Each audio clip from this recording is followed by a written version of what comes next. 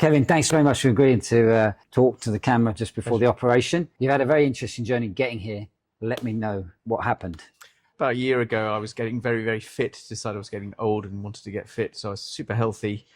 Legs started hurting, knee started hurting. Thought I had a torn meniscus, went to see a doctor, told him I had a torn meniscus. Said I had a bit of a hip issue as well.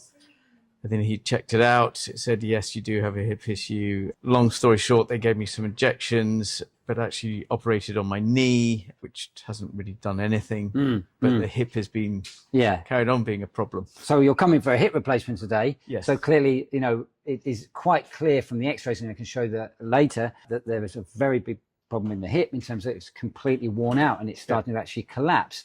And with the knee, typically we see when middle-aged people like us that maybe doing any kind of intervention like an arthroscopy isn't going to work. And you're a very good example from that. So really, we've been delaying the treatment, and obviously you've been suffering as a result of that. So hopefully we can get it right today with a hip replacement. Yeah. And hopefully that may relieve some of the symptoms. The problem is you've now had a meniscal repair in the knee that may need addressing later, because it does sound like the repair hasn't taken and been giving you pain afterwards. So it's such a shame that we didn't get on top of this earlier, and get you moving earlier. So, let's see how it goes and how it progresses with the knee symptoms afterwards. The left hip first, which is relatively normal. This gap here in the cartilage means that the hip has preservation of its cartilage. Therefore, the symptoms are very minimal in his left unaffected hip. If you compare that to the right hip, a significant large cyst, consider that like an ulcer.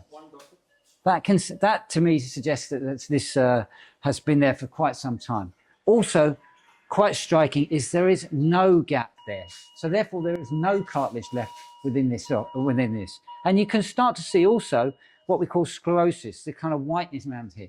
Again, that is the bone rubbing on the bone. That's why it's intensely painful. That's why you're getting toothache pain. You're going to get the pain at night.